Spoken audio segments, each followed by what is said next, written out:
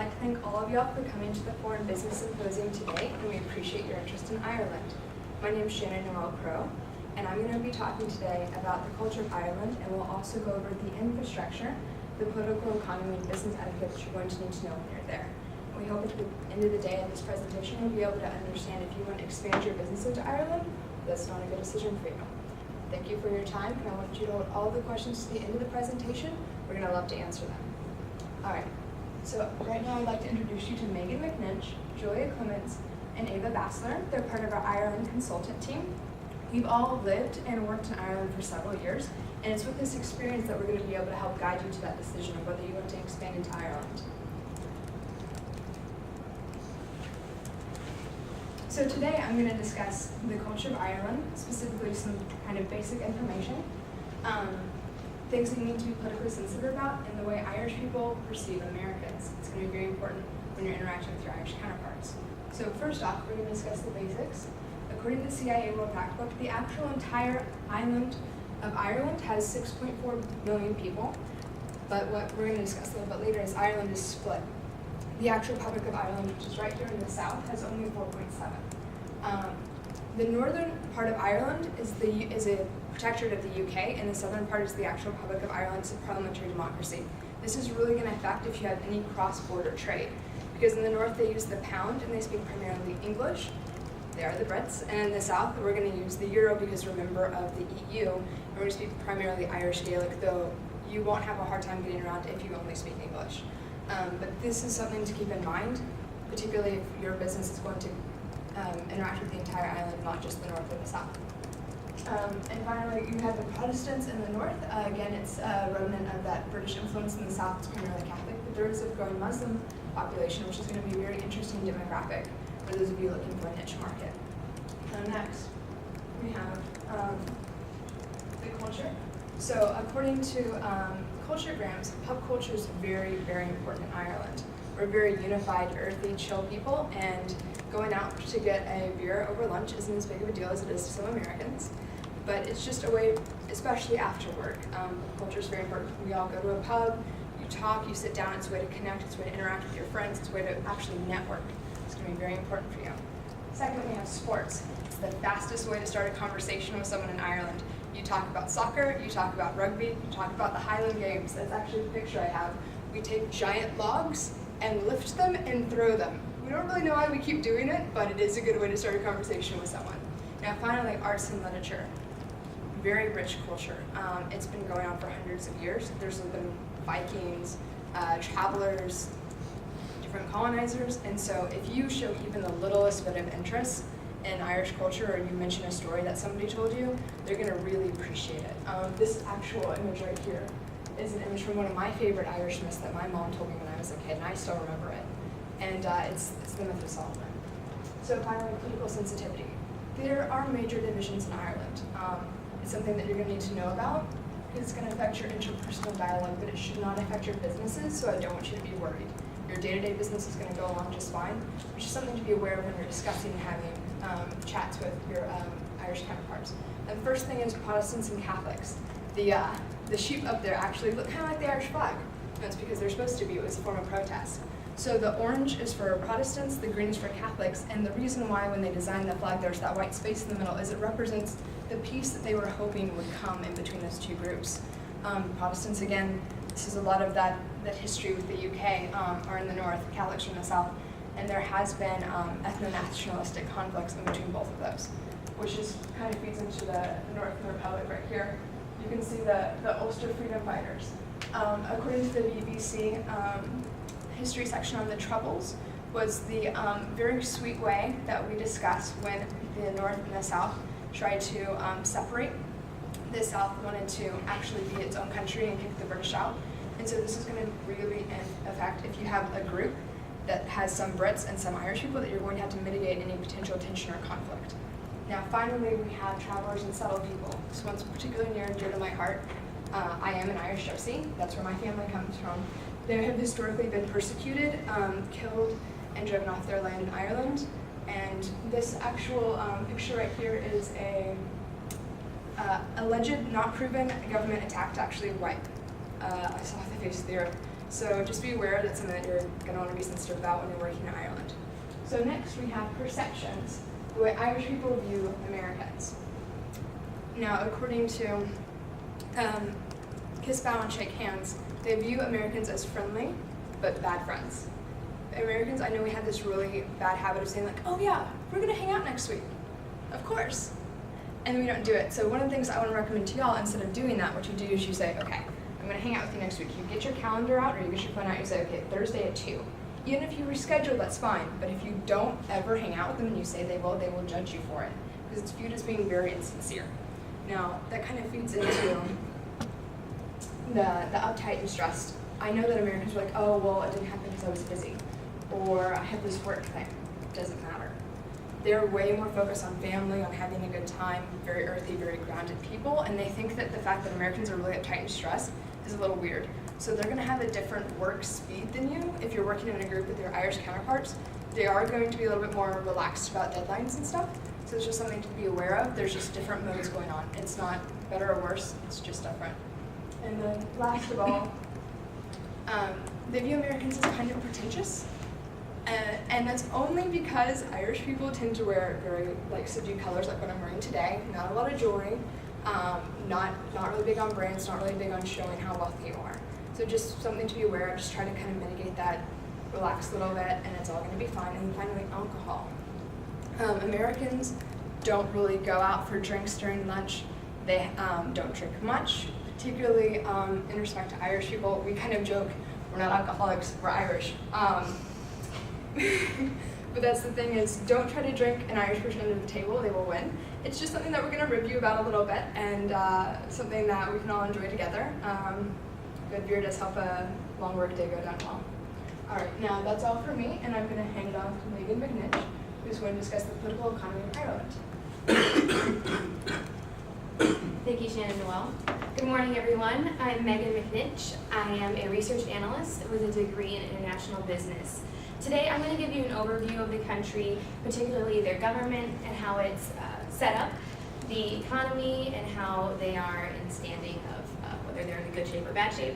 And finally, I'm going to talk about some trade opportunities. So first, the government. As Shannon Noel explained, the Republic of Ireland is the southern area of the island. They earned their independence from the UK in 1921, and they currently have 28 counties and 3 cities. According to the CIA World Factbook, they operate under a parliamentary democracy. So the first level of that is the Oireachtas. It is the national parliament, and that includes the president and the prime minister and their parliament. The next layer below that is the Seanad Éireann, and it is the Senate and upper house of the government. And then the last layer is the Dáil Éireann, and that includes the lower house of the government. More specifically, the president has a 7-year term, and they have a possibility of 2 full terms. However, his role or her role is more ceremonial. He doesn't have much lawmaking power. And below that is the prime minister. They are nominated by the Dáil, and the president doesn't actually have the right to reject their nomination, so he just then appoints the prime minister into office. And in order to stay in office, the prime minister must retain the majority support of the Dáil. Moving on to the economy, according to the World Bank Group, in 2013, Ireland had a GDP of about $217.8 billion US, and they also ranked them 13th out of 189 countries for ease of doing business. In 2008, they did experience a financial crisis or recession, but since then there's been a resurgence of Irish exports, which has built up growth again. And finally, according to the Economist, they recently announced plans to close the country's largest tax loophole, the double Irish. Simply put, the double Irish is a way of moving company profits to Ireland in avoidance of high U.S. tax rates. And starting in January, any company located in Ireland will also have to be tax residents there, thus making the double Irish impossible. So moving on to my last point of trade. According to the Observatory of Economic Complexity, some of their major imports are data processing equipment, chemicals and petroleum, and textiles. Some of their major exports include machinery and computers, medical devices and pharmaceuticals, and food and animal products. Some other interesting facts include that the U.S. is the #1 destination of Irish exports, and we're also the #2 origin of imports to Ireland. So you can see that we have a great trade relationship with them. So to review what we talked about today, the government is set up in a parliamentary 3-layered democracy. The economy, they did experience a recession, but they're moving in a good direction. And finally, trade, we have a great relationship with Ireland. So now I'm going to pass it on to Julia to speak about business etiquette. So my name is Julia. I'm actually a business owner in Ireland. I've owned a business there for about 5 years. And today I'm going to talk to you about business etiquette, specifically the dress code, some social aspects of doing business there, punctuality, and gift giving. So my first point, dress code. According to businessculture.org, the dress code there, traditional styles include wools and tweed and subdued colors. They're not very physically demonstrative of like their wealth or anything like that, so they don't like flashy things. Women's attire is more dresses, blazers, suits. They don't technically or generally wear trousers there, so it's seen as unacceptable for business. And then men wear more suits, ties, sports coats, things like that. It's pretty much the same as here, but a little bit more formal. Moving on to the social aspect, according to eDiplomat, body language is very important to Irish people. They really want you to respect their personal space and maintain some distance between you. A firm handshake is pretty much the most contact you're going to have physically, though you do need to maintain eye contact with them regularly. Meetings and greetings for this, it's pretty much when you enter an office, you need to make sure you say hello to everybody you know and good morning. And if you're going to hand out business cards before a meeting, give one to the secretary before the meeting, and then after the meeting, pass them out to everybody else. For dining and entertainment, dining usually takes place in restaurants or public places. It's seen as more of a social occasion or a way to network, make more friends than an actual business deal. For this, if you are eating out though, you need to remember that the small plate that's set next to your dinner plate is usually for peelings of baked potatoes, and you need to eat everything that's served to you. It's seen as disrespectful if you don't, and you also cannot refuse to drink. It's seen as impolite or an insult. But when drinking, you need to remember to always buy like your round of drinks for everyone. Punctuality, there's 2 different rules for this. It's kind of a double standard. For Americans, you have to be on time. You have to plan accordingly with traffic, the weather. You need to be up to date on that. But you need to give leeway for your Irish counterpart to be late. There's like a 15-minute gap where they're allowed to not show up on time, things like that. It's just they're not very time-conscious people, so it's not something that they see as bad for them to be not on time, but as Americans, you have to be there.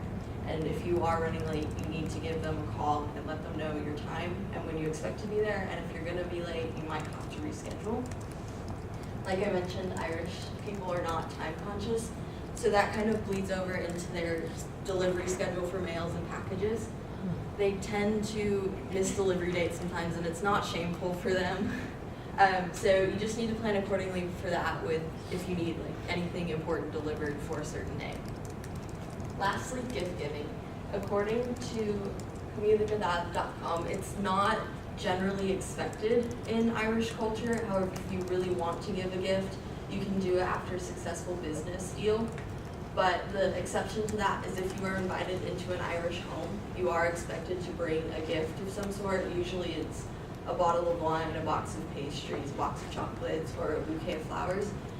The thing with flowers is you cannot bring lilies. They have a religious connotation, and you cannot bring red or white flowers because they symbolize death. Also, since they're not very big on flaunting their wealth, you need to bring a gift that isn't very expensive but thoughtful because they appreciate those kinds of gifts more.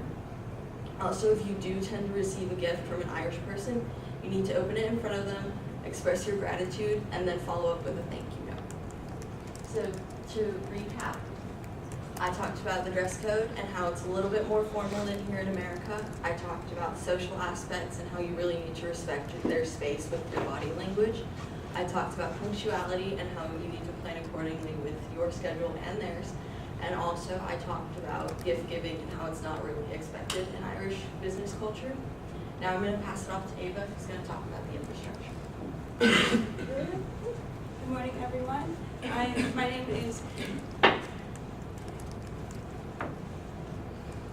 Ava, and I am a business owner in Ireland for the past 8 years now. And today I'll be talking to you about the infrastructure of Ireland by going over their communication, their technology, its use and development, and also their transportation ways in and throughout Ireland. And to start off, I will be talking about the communication. I want to talk to you more about communication on an informal perspective to start. The way they talk is really important to them. When they speak, they expect to be listened to. When you speak, they will listen to you, so that they definitely respect you as much as they expect to be respected. Instead of just saying what they want to tell you, they like to go for a story or like a life lesson that you kind of have to work through to see what they're trying to say, but it's just the way that they like to talk, because it's more of like a fancier way of talking that provides importance. Also, their communication, the way they talk is and the way they act is more quiet. And so if you show up with a loud voice or talk too much about yourself or your achievements, they might not look at you with much respect, because they might be slightly offended. But another main point to their communication is that when they hold a meeting, it's not usually in the office. It can be at a local restaurant or a pub. And also, when they're talking, it's an open discussion, and it's not just one person talking to a group of advisors or a group of employees. It's everyone wanting to immerse in each other's discussion. But to talk about communication on a different perspective, they have really taken a liking to technology. Technology has grown in Ireland significantly in the past 6 or 7 years. The demand for technology has grown so much that in Ireland they have made an effort to make it more accessible for all people. When they started off in 2010, according to quintessential.com, they started with 3 of the 4 providers moved to a 4G network, but this network was highly concentrated in highly populated locations in Ireland, so it wasn't available to people in homes who weren't around like main places in Ireland. However, since from 2010 to 2013, on Engineers of Ireland Review 2014, it is said that the use of technology increased from 19% to 71%, and this is not just in a company's world, it's in even just the homes of Ireland. Around 4 electronic devices are used in every home in Ireland in 2014. So they've really made advances in making internet connection accessible to promote the use of companies and just the use of technology to communicate throughout different parts of Ireland or different parts of the world. It's important that everyone have the accessibility to the internet, because as I said before, it just makes working with your company more convenient. So if your company is very technology oriented, if you're moving to Ireland now, it is a good move, because they are always advancing. So even if you're trying to advance more, they'll advance with you. Also, and just a side note, they're also making technology more accessible, by including the hotspots to use your internet connection in schools or in places like coffee shops. So in just 2014, in the beginning of 2014, around 516 schools had access to the internet. But by the end of 2014, they plan to include around 300 additional schools to this network.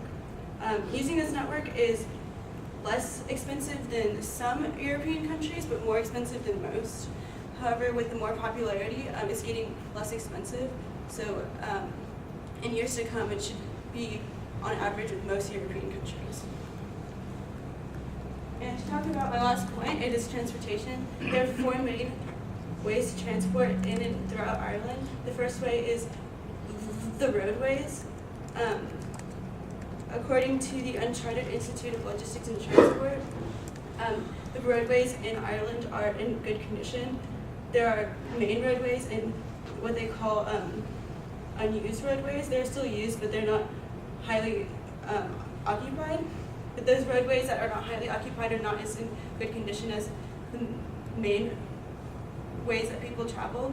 However, since more people are moving to Ireland, they are trying to allocate more funds to make all the roads up to the same standard. And also, these roads can be used to get to every part of Ireland. They've really made it a point to connect all of the counties. So even if you're just traveling by car, you can travel to any part of Ireland. Another way of travel is the railways. These railways are also in good condition, and they're used for both the industry use and personal use. So if you have a company who's looking to transport any services or products to different parts of Ireland, this would be a good way to move your shipment.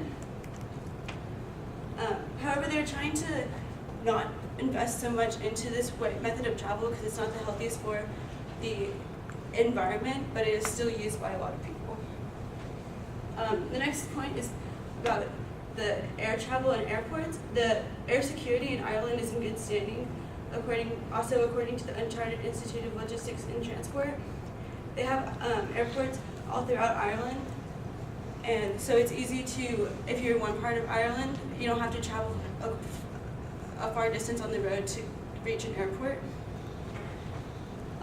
Also, these airports, with more people coming in and out of Ireland, they have made plans. They have developed a Transport Institute System Committee that is working on establishing more airports or just airways at airports so they can have more planes coming in and out of the airports. The only part that is really lacking about the transport systems in Ireland are the seaports. These seaports, there are a few seaports that are greatly used, and those are in good condition. However, the majority of seaports in Ireland are right now requiring a lot of repair and reconstruction. But that is a project that is being worked on. But these seaports are generally used to import goods. But the good part about that is that it's not the only way you can get goods in and out of Ireland, so you don't have to be solely dependent on that. Here's a map of both the airports and the roadways by car in Ireland. As you can see, on the airports, they're all around Ireland. So as I said, it's very easy to access. And then the roadways are also traveling from every inch of Ireland from the top to the bottom. So it's very easy to use those as well. And to recap what I talked to you about today, I talked to you about how important communication is in Ireland, how much they respect you if you know how to convey yourself the right way. I talked to you about technology and how they're always advancing. And also, lastly, I talked to you about the transportation, the way you can transport yourself or your company's services throughout Ireland. I think the really important part about all these three topics is that they are constantly improving, so you can always expect more out of Ireland. And I'm going to pass it back to my colleague, where she's going to wrap up this presentation. Thanks, Ava. So just to review what we've discussed with you today, Shannon Noel started off talking about the culture and some things you might need to be more sensitive about when you speak with your business partners. I talked about an overview of the country, in particular the government, economy, and trade opportunities that will be available to you. Julia spoke about business etiquette and some behavioral expectations of you when you're in Ireland. And Ava finished up talking about infrastructure and the forms of communication and transportation that will be available to you during your time in Ireland. Based on everything we've discussed with you today, we do recommend doing business in Ireland. We think it's a great location with a lot of great opportunities for business expansion. We would like to thank you for your time and attention during this presentation today, and we would like to take any questions.